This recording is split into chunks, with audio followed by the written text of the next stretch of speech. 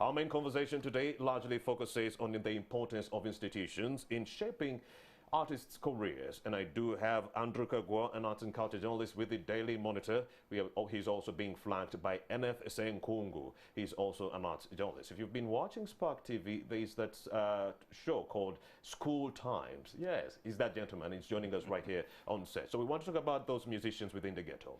You know, I've been throwing punches, kicking the wind, and so forth to ensure that I make it in the music world. No support system within the ghettos. You and I know that to be true. But somehow these individuals make it. Bobby Wine, somehow they make it. Well, he came from the ghetto. Somehow the school system also aided him. But there are individuals who did not get that chance of actually stepping anywhere into school. So the ghetto is all they knew, and they were working, you know, under those negative circumstances or negative surroundings to ensure that they make it in the world of music. But then there are those ones. I was in school, maybe Gombe Secondary School. There was a music and dance and drama, you know, class that was taken to the stage. I joined, and later on I learned maybe I have a beautiful voice and I could make it or venture into the world of music. People like Rema Namakula started somewhere in school, church choirs and so forth. Not only schools, even the churches have led to the burgeoning talent that we are seeing right now. So those institutions, the churches and the schools, vis-a-vis the people from the ghetto, what else needs to be done to ensure that talent is shaped and developed within Uganda? Andrew Kagwa and Kenneth are here. Very good morning. Good morning to you, Basiku. Indeed. I will start with you, Andrew Kagwa. It's been a while. Last Friday you were in no show. But away from that, and the conversation we are talking about, the importance of institutions in shaping artists' careers. What kind of 2 cents do you have for us? One of the things you've talked about the topic is the fact that we are looking at artists who got a chance to shape their careers in school, vis-a-vis those that schools and churches that are from schools and churches, institutions generally, vis-a-vis those that are from the ghetto, or those other places. One, I would say the reason why the Ugandan music industry is the way it is, the reason why we have people that who come on a TV set and talk about a house instead of a song they are working on, or one album they are working on. Many of the reasons why we have a very degenerated kind of conversation when it comes to our artists and the music industry is because of our people that looked at music from the ghetto and they looked at it as a lifestyle, not as music. Yeah, there are very many people that have come from the ghetto, and many of these loved the lifestyle music can give you, not necessarily what they can do for music. So they simply wanted to get rich, have some good cars, posh house, you know, compound and so forth. And every time you trophy wife. Every time you give them a chance to talk, they'll talk about those and not their music. And not their music. But yeah, when it comes to churches and institutions, finish up with the people in the ghettos. I'm not satisfied with the analogy. No, it's not just an analogy, but I would tell you that like today's... So it's not about passion for people from the ghetto?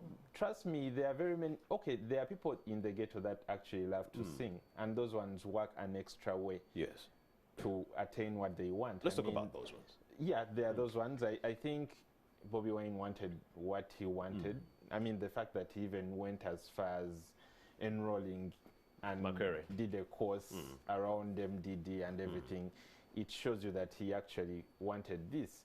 There are those that have wanted it and have even tried as much to teach themselves how to play an instrument or how to write a song. As is as young.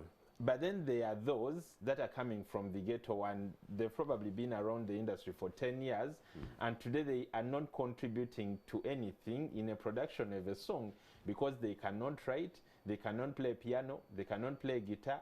Basically, all they bring is their husky voice or whatever it is. The same thing with the Nigerians, Andrew Kagwa. Even the Nigerians, they'll just come, do the music, and then you do have a producer who is coming up with a good beat. The same thing is happening within that sphere, but their music is more developed than ours. Like I said, in all industries, there are people that come for the flair, for the lifestyle. All right. And it's because of those people that we are having very uncertain conversations about the industry. Not necessarily, not this one actually. What about the negative circumstances that they get through, you know, growing up, the negative surroundings, the fact that you've been living in poverty and you feel like maybe music is going to be my rescue avenue, just like some people regard sport as their rescue avenue. I'm going to join football in somewhat. School is not forthcoming. I'm not cramming everything that I'm being taught in class, but I'm good with the ball and I'm also good with music, good with my voice. Let's talk about those individuals who are running away from poverty. The mere fact that you're running away from poverty, you're coming here to survive. I see. The mere fact that you're running away from poverty, you're trying to survive in music, you're looking for something, which means if it doesn't give it to you, you'll still live. Or if you get it, you'll still live. There is a reason why you'll hear very many, I will not say untalented, but not very talented. You hear very many artists that are not all that talented from Uganda saying, I will not sing forever. So I'm investing my money elsewhere. Those people are just like traders. They came into this industry to get what they can get in a very short time and move on.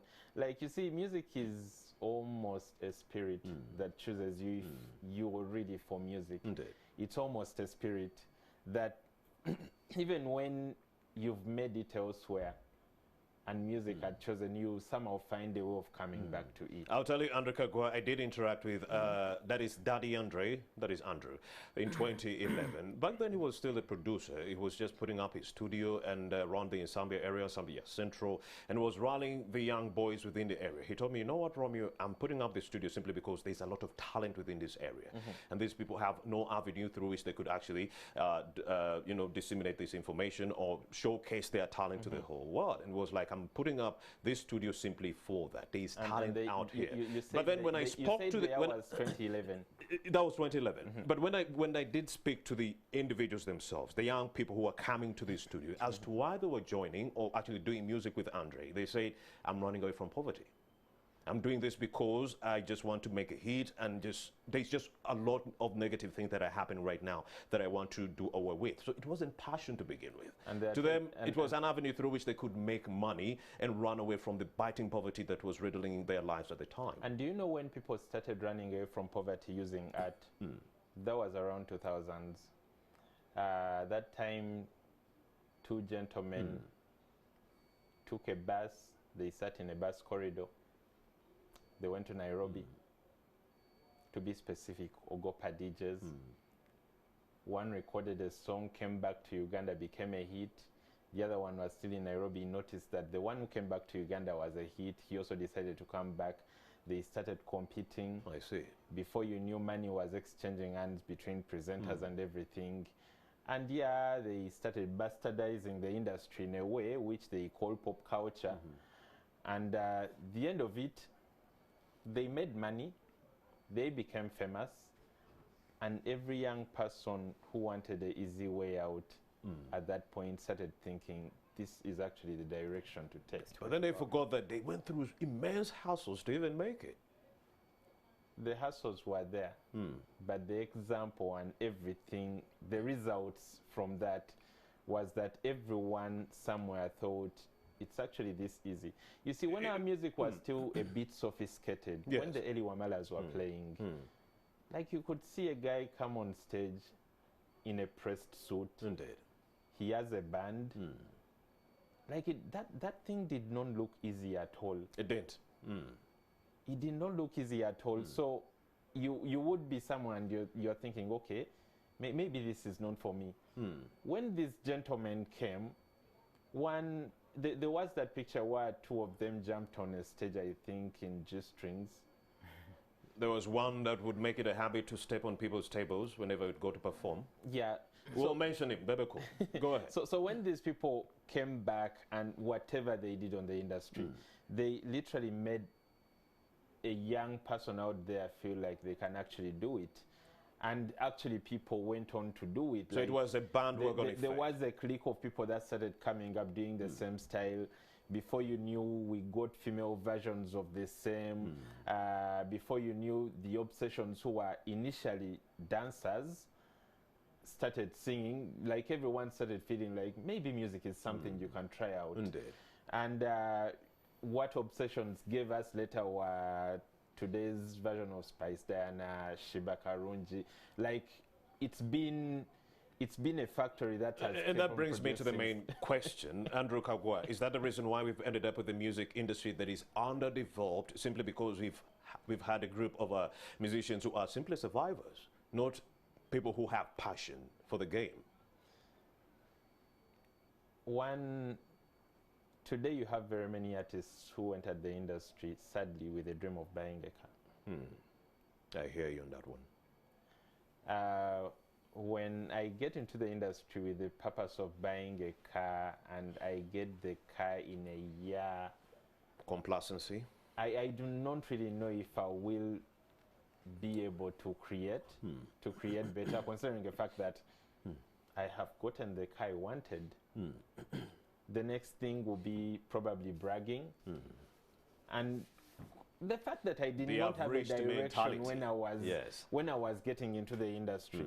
So it would culminate into the I've reached mentality. I hear you on that one, Andrew Kagwa. And let me also bring in Kenneth Senkungu. He's also an arts journalist. If you've been watching Spark TV, School Times, he is the presenter for that show. He's interacted with many school choirs, I believe, and many musicians who are actually trying to make it out while in the educational institutions. Well, Kenneth Senkungu, how relevant are institutions like churches in building up music talents? Thanks, Bosiku, and everyone that is watching NTV this morning. My name is Kenneth. Yes, like you've said, I've had the chance to interact with at least many students from many schools, and at least some musicians that have started from schools. But the relevance here, or the importance, would be that at least, like you've said, the background of our music industry wasn't that best. Good. Starting from the perception that we got from our communities, our parents, musicians are bad, they are what? I can't allow my child to access this, to join this. So from there, we gave it a negative direction, a negative eye. Not until we realized some people make a living out of it. So you're saying back in the day, parents didn't think you could make a career out of music? Yes, and the community, the society itself in general. So it's until some people have made a breakthrough, like the few we can see in our country today. So the relevance of these institutions, churches, schools, is that as I may come with my talent, you know, music mostly is a talent, and the talent is God-given. You cannot just come and say, I'm a musician. Those are people you'll see, they jump on a stage, maybe they come with a hit because someone gave it to him, and in 2-3 years, you cannot see him again. But once you come with that passion, that talent, and you join maybe a church will continue to nurture you. You know, nurturing is a process. No pressure. Yes. Someone tells you how you stand on stage, how you come up with a song, how you make your lyrics, relevancy, and how you can stand for a test of time. How you can control your voice, by the way. Yes. When it comes to like institutions like schools, we can give examples like you gave us Rema Namakula. I know many people Mose Radio, Kenneth Mugabe. I've had people from Rest in peace. Yes. Such people, after realizing their talents, they continue to be nurtured in schools. All right. This is Kenneth Senkungu. He has quite a lot to tell. Senkungu, you are still telling us about the artists who have been able to go through the school system and also the churches. Yes. The nurturing is important. Welcome back, our viewers. We're still on with that discussions. I was still talking about a few that have gone through schools. Rema Namakula. And many of the others, like many others. You realize institutions will instill character and discipline in artists, The do's and don'ts. Which you won't find elsewhere in the communities. You know, when you start something, like in a community, in a ghetto, you find someone puffing, I won't get on stage when I'm not high, I won't sing when my pants are not down. Sagging. This is how I'm supposed to. That's why you see many artists coming on stage, coming to perform with a lot of people. I think they're going for You know, when those young men were thronging Daddy Andre's studio, this is what they would do. The first thing before they even go to the studio to produce a song, they would first grow dreads. Grow dreads. And then I was like, why? Why don't you just go to the booth and just spit fire and then the album is out? And he said, I need to look the part. Basically, for dreads, that's the style. I won't talk about it because as Kenneth, I don't have issues with dreads. Yes. But it's a style. Yeah. Like anyone would want to brand themselves. Indeed. But look at this. Yes. You come with a lot of people to perform. But look at people like Siva Chagulanyi that went through the university and made his studio. He could sing, perform everywhere and make a lot of money. And those are people that are still standing, yeah? Just because they know if I enter my car with my driver and my other person like to escort me, it's enough. So it's the character I'm telling you and the discipline, yeah? Other than the discipline to understand that it's not your hair that will make you, it's not your pants that will make you, it's not your glasses, overall the material things, but what you have to offer to the industry. I actually think it goes back to the reason why people join the industry. Yes. To tell you the truth, very many Ugandan artists think about their image more than they think about their craft. Indeed. For instance, I will tell you that when I joined media and I made my very first Kamani, I did not buy shoes, I did not buy a shirt, I bought a laptop and of course a camera. to equip yourself. To equip myself. Most of our artists, when they make their first Kamani, they'll buy a car, they'll buy a fake chain, and they'll buy a lot of glasses and a lot of boots. Yes, they do that. Like, to look the part. They are more concerned about looking the part than actually knowing the part. How am I going to record my next song. Indeed. What if I buy a small console and I start producing some things at home? They are not adding on to themselves as artists, but they're fitting to the public perception of how a celebrity should be living. But Andrew, I wonder in Uganda how you tell someone to think about recording the next song when even she did not even know how to write the first song. Yes, in Uganda we have very many of them. Someone cannot even compose, not even a line. Yeah, they do not go into the studios. They cannot sing. They are just they put a lot of and auto-tune is auto-tune. Yeah. So how do you tell someone to equip themselves with maybe Kamane, saving that Kamane for the next shooting or recording when they do not even it's just that it's business where someone goes to maybe a manager and they cry and they're like, I can be managed because I have my face, at least I have a following. So that's how music starts. Look at this scenario. Yes, Nkongo. We've had a lot of problems in the community where artists go, they do not know how to talk to people. After performing, they fight. Before even they perform, going to the bars. So all that goes back to institutions. Yeah, someone who grew up from church, someone who started singing in church, how would you go to the bars and start to fight? If you went to the university and you know it's all about what how I you give. grew. Yes, so it gives you that. Because those individuals who go to those bars to fight, they do understand that when it comes to the showbiz business, it will give you clout. They're going to fight, end up in a tabloid somewhere, and they feel like bad press is not really bad press, it is good press. Do you know where that came from? From whom? From the class of 2000. Okay, I think Bobby Wine, Bebe Cool, and Camino, because there was public at the time. Into 2000. The lot that came by luck. Indeed. Yeah. That you think? So paint for us a picture, Andrew Kagwa. What is the difference between an artist whose career started from the ghettos and those whose careers sprang from either a church or a school? Let's state it categorically and clearly for the viewer. Well, one thing I would say is that starting from the ghettos is not bad. Yes. There are people that started from the ghetto, but they really loved what they are doing and they actually made it. And those are the individuals I wanted to focus on this show. So there are those artists. Sadly, I don't think I have many examples that are Ugandan, but I could say a very big group of the rappers from the US. We have a few, at least Bobby Wine, Hildeman, Hildeman. Daddy Andre, I would say Daddy Andre had the passion. As ghetto as we believe. He has not come people from like Daddy Andre, you would say that they have the passion for this. Because since the age of 8, he was talking about becoming a musician and so forth. So there are those artists that have come from the ghetto, but actually knew what they wanted. And they went for it, and they do everything in their power to build themselves, to improve their craft. You see them trying to learn.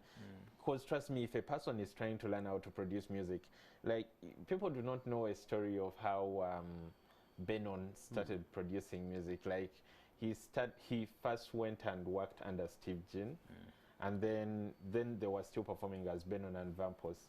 So one time I think they went to the US, and when they came, there were other artists that went to the US. Like I think it was one of those conventions that they usually go for.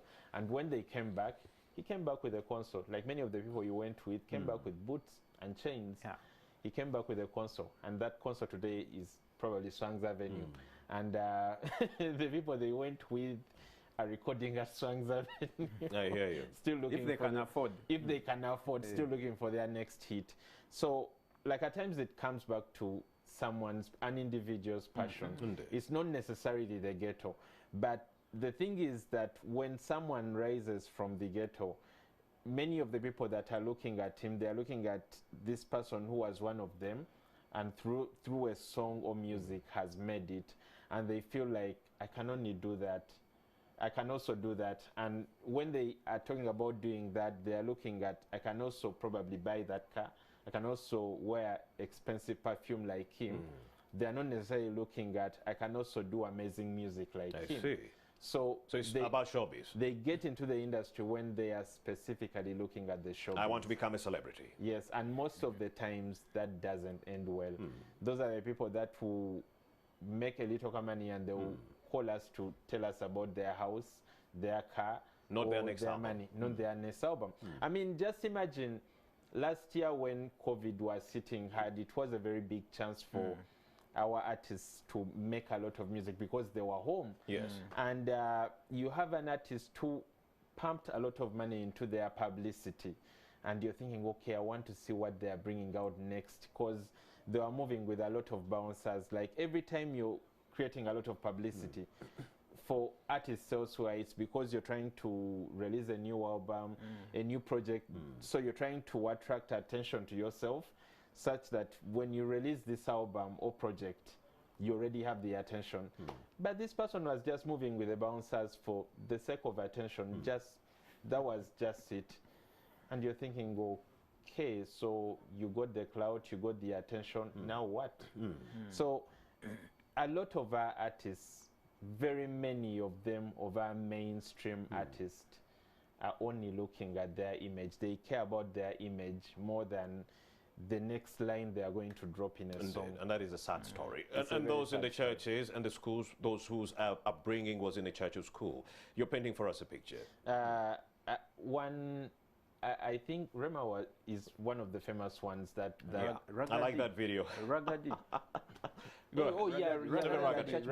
Ragadi also used to be The late Mose Radio. the late Mose Radio.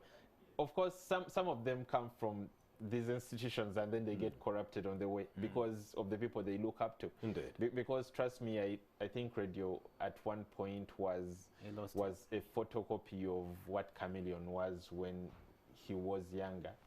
Because he was Chameleon's protege at some point. He and Weasel at some point when they were under his group. So you feel like he literally studied his former boss to the T. I see. So that goes back to which people are actually shaping your talent, nurturing you. Go ahead. Yeah. So you feel like he came up very well, and then he got this person to look up to, and he somehow lost his way. But when you see Rema, I know she makes news at times for bizarre reasons, but you will agree that she's not a person that is looking for news. And most of the times when she gets the news, there is something she has to say. And it's through a song. And that song will not disappoint you. So when you look at... of course, you're talking about conscious music.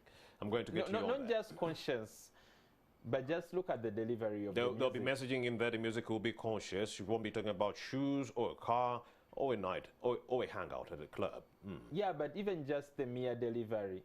Like if you've seen how poised she is when she goes on stage, like you do not get that. You do not get that if you started out as an artist that used to be background. holding a lighter of a bigger artist. Yeah. You will not get that whole thing of knowing that, okay, before I go on stage, I need my me time to think, to think about this audience that's come to see me. You might not even get the discipline that you have to actually rehearse. You know, we have artists that do not rehearse before their shows. Indeed. So, like, much of this discipline you can only get through a church, because you can only get through a church, a school, because these are people that will tell you, you have your part and you'll come and rehearse, or you miss rehearsals and your part goes to the next someone else who actually attended the rehearsal. Who attended the rehearsal. So training was really crucial. In Yeah, schools training and was really churches. crucial. So there are those simple practices where they will tell you, like, okay, when you have stage fright, maybe you look at the top of people's heads. They will not notice that you're not looking at them, but they will feel it. I get they it. will feel like you. But for those in the connecting ghetto, with there them. is no one to chaperone you. There is no one to put you on pressure. It has rained this Friday. You were supposed to go to a studio, and simply because it's chilly, you just pull the blanket over your head. There is no one to pressure you to come out of the house. If you want it that much, you'll actually come out of that bed. If you want it that much, you'll talk to the people that will give you the right direction. But Bosiko, Senkungu. I know much training is done in schools and churches, but there's someone I recognize and I'm like, wow, is Kabako. When Kabako gets on stage, He used to be an MC. I used to see him around 2013. Yes, around the Kansanga area. Just an MC, emceeing for Wow. the late Mose Radio, emceeing for Weasel. They used to have a Tuesday night at a hangout, particularly around the Kansanga area. And he wasn't doing music, but it was his comrades that egged him on and said, Kabako, you have the ability to actually do music. There must be a few of them that know what they want. Indeed. And people He that was really sat, passionate. took time to look at people they want to be like. But to me, it goes back to the institutions and the society and the systems in Uganda. This industry has not been embraced. We do not look at it as something that is important, yeah? Because even the schools, it's only the traditional schools that teach music and value music. If you went to Budo, Budo, they have special teachers and classes I hear you. to train. If it's piano, the teacher will come. There's a late Mubiru, rest in peace, Mubiru. He used to be a lecturer at University, Makere. Then he would go to Gayaza. They get time to teach at least an instrument. They have houses, but in each house, they get people that want to train in special instruments. But you look at, like I was saying, if it don't start from this way, that's when you find like someone just wake up and they say, I want to be a musician. Why? Because I've seen Rema, he made this song, and just one, he made money. Someone made Gendo Gule Motoka and made money. So I believe I can do it. So it goes Where back did to, that guy go? It goes back. That's the question. So it goes back to the systems. We do not look at music itself as an industry that can find people living. So I believe people in the ghettos and people in institutions, there's not much difference, because there are those that are succeeding and doing well from the ghettos. Minus and those nothing. That are, yes. But even you did mention that those in the institutions did have a support system. You did mention Budoe, they did have specific teachers for these specific lessons. But even in the wake of all this taking center stage, the resources being available and the tutors being available, there's little talent that is actually burgeoning or blossoming right now. There's a lot of talent in schools and churches that never blossoms. How can this be dealt with? It goes back to the systems. What should schools do? Given like the situation today, it's not all about being so much into the books. There are many schools that are changing it and killing the education system. Today they are just marks, grades. You study day, morning and night. Exams. Yes, just for grades, which is not the right thing. We need to go back. You look at your kids. Actually, it goes back to where we grow from in our homes. Grooming. Look at your parents. Look at your kids. Me, my daughter, the youngest, she has a voice that is. So when I look at her, I'm like, she can sing, maybe.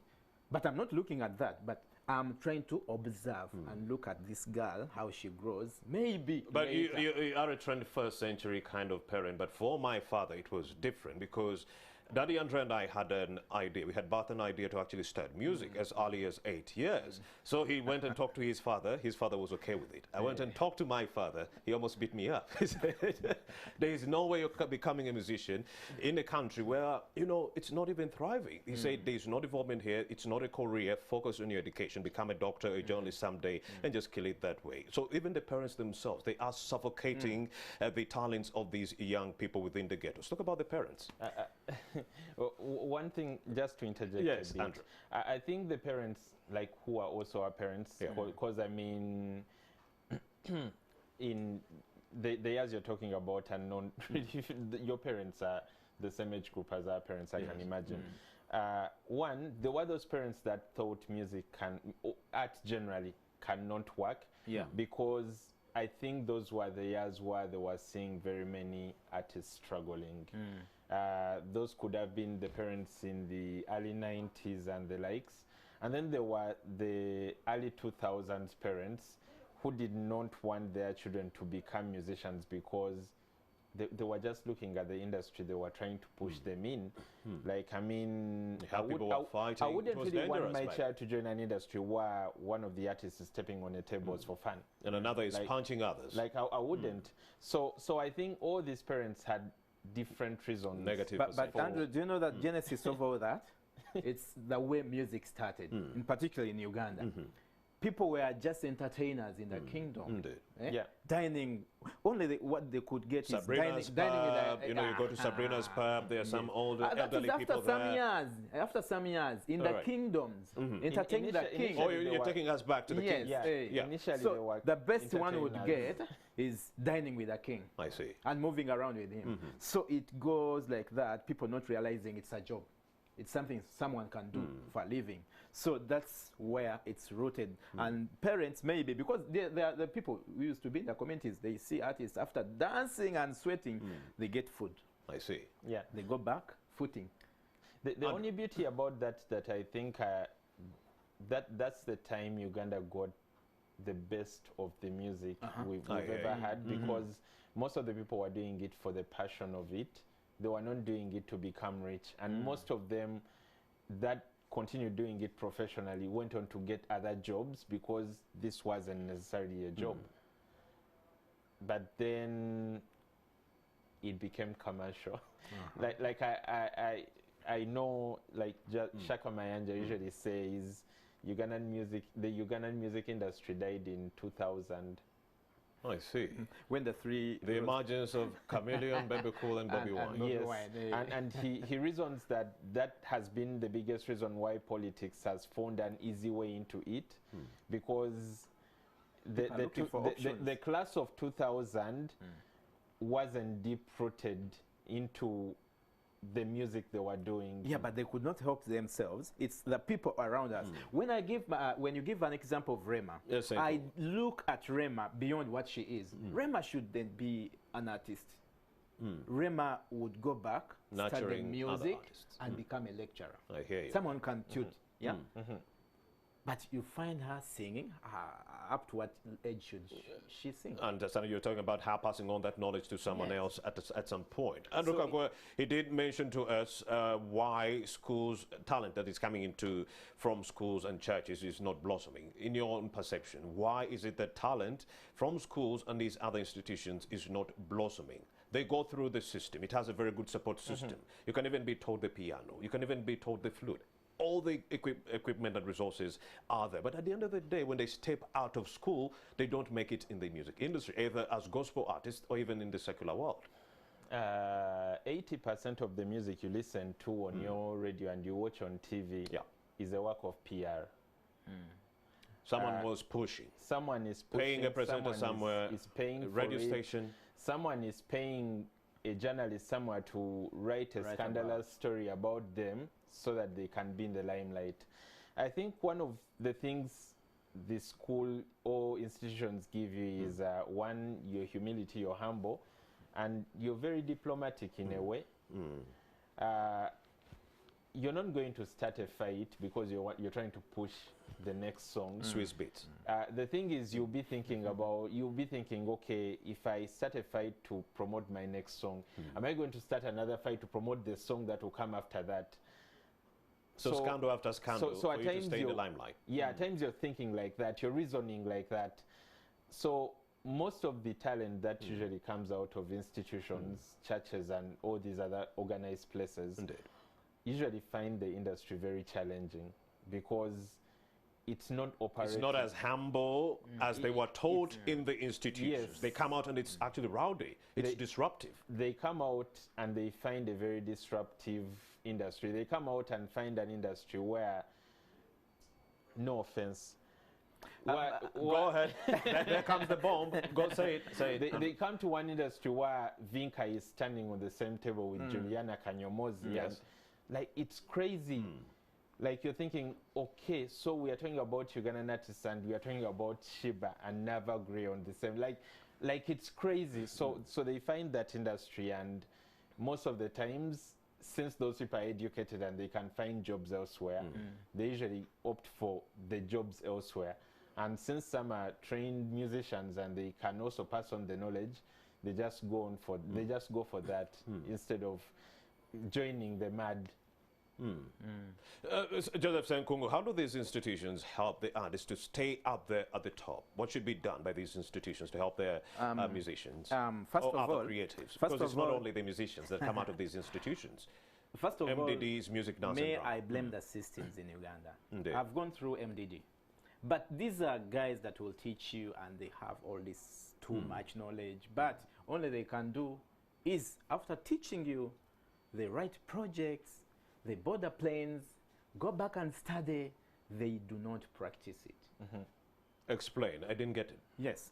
The teachers, the lecturers that we have here, they are people with that too much knowledge. All right. But they do not engage it in the community. Okay. They keep it to themselves. Actually, they do not, but they give it to a certain small class. I see. Yeah, because they that have- has paid. Yes, not even paying. The elite, The elite. the kagwas.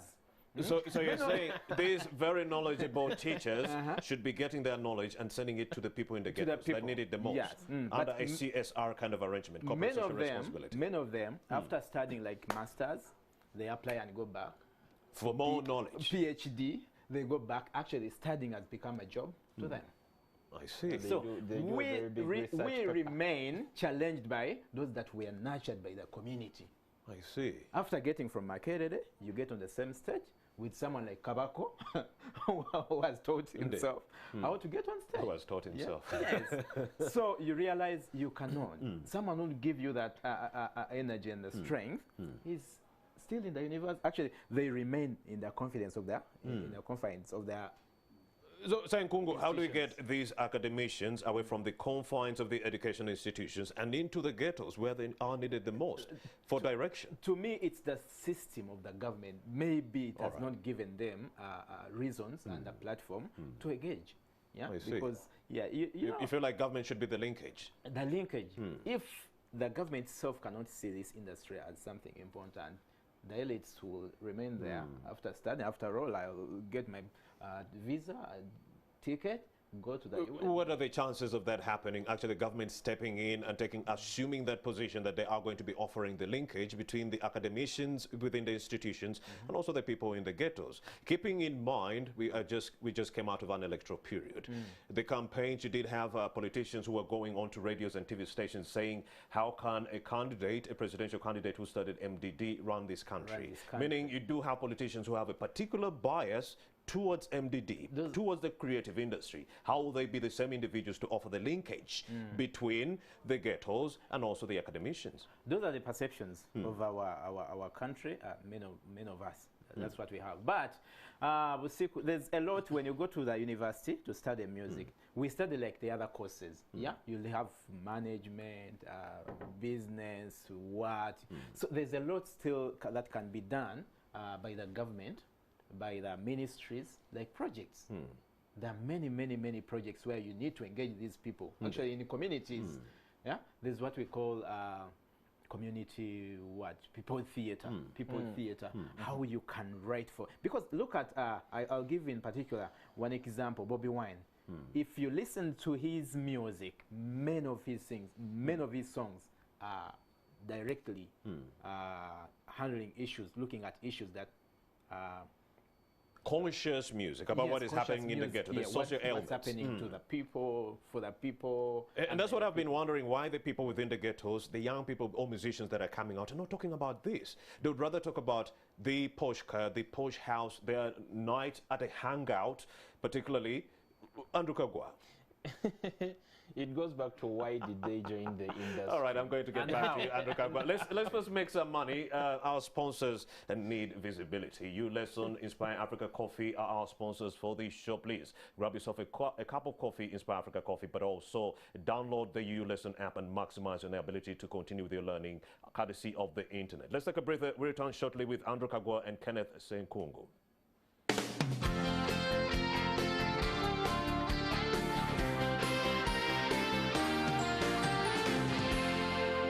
You're watching Morning at NTV.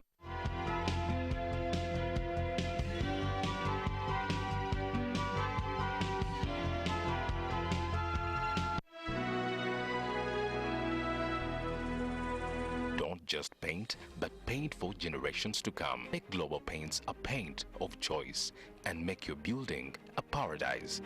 We have weather coat emulsion, undercoat emulsion, silk vinyl emulsion, flat emulsion, super gloss, and high gloss. Global Paint, a reliable product.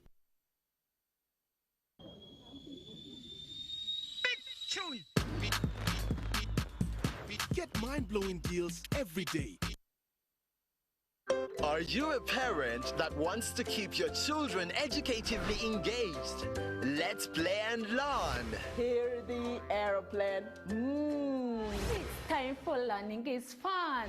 Wheels on the bus go round and round, round and round. With innovative and interesting lessons.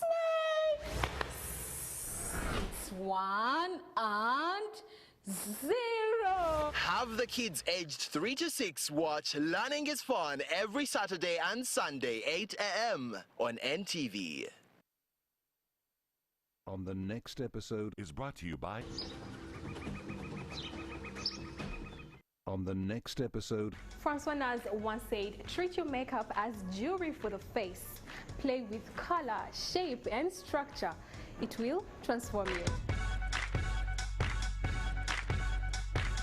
People who do like special effects makeup in Uganda, there are few. But when you look at, let's say, Nigeria, like even a beauty guru like me can come up with a certain look with special effects makeup. Perfumes are worn because 1, it boosts your confidence. 2, a perfume makes you attractive. When you walk into a place, everyone wants to feel you. You want to be the guy in the room. You turn people's necks. You turn people's neck.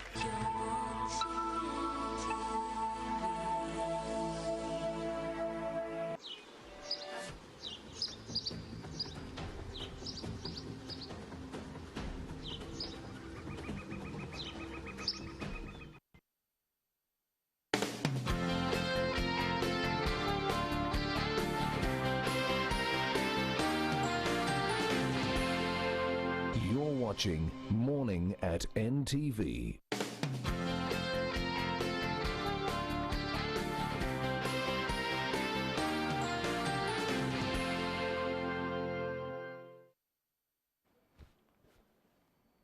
Welcome back and many thanks for staying with us right here on Morning at NTV. Morning at NTV this beautiful Friday morning is drawing comparisons between artists or musicians who are actually coming in from the ghetto and those who are nurtured by institutions like schools and the churches. Andrew Kagwa and Kenneth Senkungu are here, individuals that are helping us to actually dissect this conversation.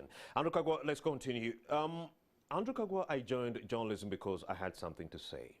I saw so many socio-ills in the 1990s, and I thought it was incumbent on me at some point to become a journalist and be able to divulge these details so that the president, the powers that be, are able to rectify all those issues. That's why when I come on this platform, I always say there's no opposition in Uganda, because these are people at some point who were all NRM supporters. They only broke off the wagon simply because they saw something that was never fixed, and they felt like they needed to do something, maybe raise their voice. You understand what I'm trying to say?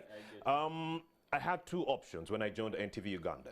To either hide my past, go to Munyonyo, hide there, or go somewhere where people were suffering and still continue to divulge that information. A place like Nasana municipality.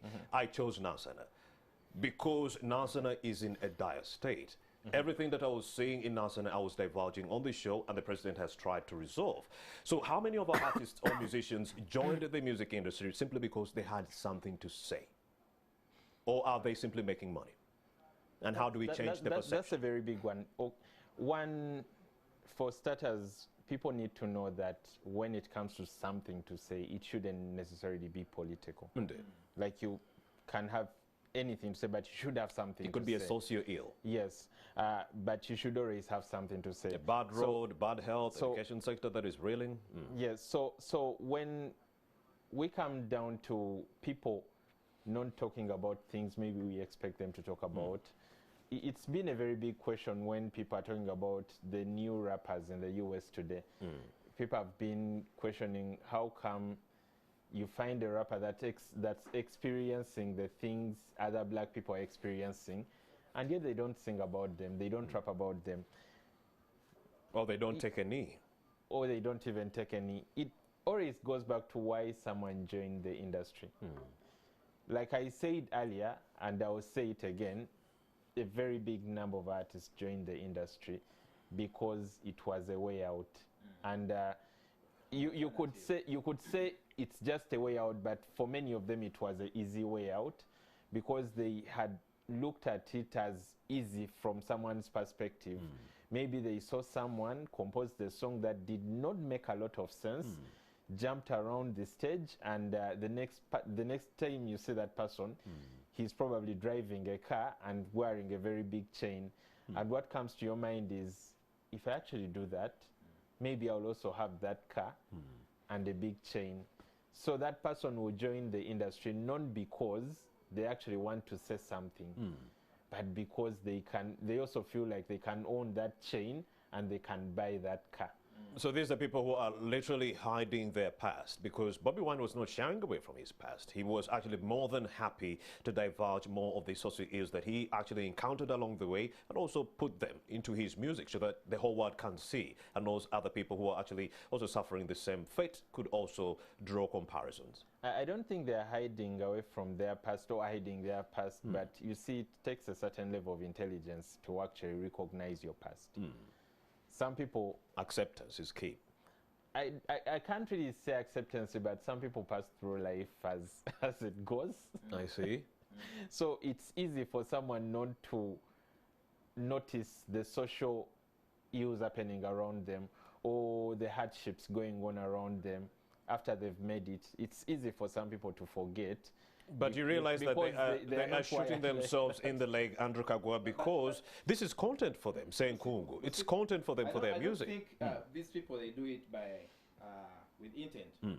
It's just because they do not, Yeah. I'll put Bobby Wine in another state. They do not know? I'm not being political. What people want or what what they're needs to be supposed done? to do. Oh, yeah. What they are coming up from the ghetto doesn't stop me from realizing where I'm coming from and what I want to be. Yeah. But what is stopping them from putting that in a song? They do not. They don't know. They did not know. They look at Spice Diana doing it and they are like, I need to be like Spice Diana. Yeah. Someone comes from Masaka, 2-3 weeks. Yes. He wants dreadlocks. He wants to look the part. Yeah. I see. So people need to know. They do not know, and you see, one, you can do a test. You can do a test around the ghetto and you ask them their best Bobby Wine songs. You'll be shocked that those that were not socially conscious are probably their best songs, because maybe that's the Bobby Wine they want. So many of the things you're saying they should actually recognize and probably talk about, some of them do not notice them. Like, it's sad, but it's very possible some of these people do not notice just like the these things. system. You know, if we are looking at conscious music, Bobby Wine has the most of his songs are so conscious and touching people's. There's also Maddox Sematimba. Yeah, but people do not give them credit. attention. Yeah, just because Maddox they is a legend. Good morning to you. Politicize everything. So at the end of the day, we lose on that. And remember, what we give attention is what we become. Indeed. Andrew Kagwa, what needs to be done to change this perception? Largely, what is your 2 cents on this one? One, I think we need to take blame as media. I don't think we get to blame ourselves enough. I know, you see, the very first time I had Kenneth Mugabe, I was a new journalist. I was a fresh journalist. And this was a guy that had very many songs, but I had never heard of him anywhere. I had met him at one of the UCC offices, that's the Uganda Communication Commission. He wasn't there to see anyone official, but he was there to pick a film where he was supposed to put voice. He was supposed to sing the soundtracks to that film. So he went to that office to pick a film, to go watch it, and then put songs to it. So I listened to him and I was like, Jesus, this is an amazing artist and we don't know about him. So I start following Kenneth. I get a collection of his music. I think the other people on that album are free and other artists. I moved from one station to the next as if I was their manager, trying to convince people that they need to play this music. And every one of them was telling me that music doesn't fit into their system. To date, I do not understand what that means. But it's something that you'll be told. You give someone a song and they tell you that song doesn't fit into our system. I see. And so they go for a popular song. Which song is going to inspire another artist to come and do the same thing, which will also inspire another artist, so the circle keeps going on. So you're saying media should be able to break the narrative? As the media, we should be able to give a chance to people that are singing. Of course, we've given a chance to Kenneth Mugabe, we've given a chance to many of these upcoming artists to do what they can. And is that the only way we can change the perception? The media is very influential, trust me. You know why he says that, and I agree with him. When you came out and said Kenneth Senkungu or Keno Mugongi is an artist journalist, someone there would be like, is it true? Because they do not know. But the right people are there. Indeed. Yeah. When he says Kenneth Mugabe, I studied with him at the university, but this guy took time. There's a room called the piano room. He could stay there the whole day. He wrote that music while we're still at the university. He did not release it until. So someone's preparing himself, someone's giving himself time, maybe to become something, which artists today do not do. All right, in a few seconds, give us your parting shots, Kenneth Senkungu. So what I think, we need to go back as the musicians who have made it, through these institutions. Thank you. We need to realize the journalists and the system itself. We need to go back because these people are supposed to, we need to start to nurture them as they enter schools. All right, thank you very much. Andrew Kagwa, last pointer. Yeah, nurturing is important, but the one word I would say, which I picked from Mosei Moses Matov, is discipline is key. Discipline, discipline, discipline. Because discipline will always give you direction. Andrew Kagwa, Arts and Culture Journalist with the Daily Monitor, Joseph Senkungu, Kenneth Senkungu. Kenneth Senkungu, another arts and journalist with the Spark TV. You do have that show, School Times, that runs on, what does it run? Saturday, 6 p.m. And I repeat on Friday, 3 p.m. All right, look out for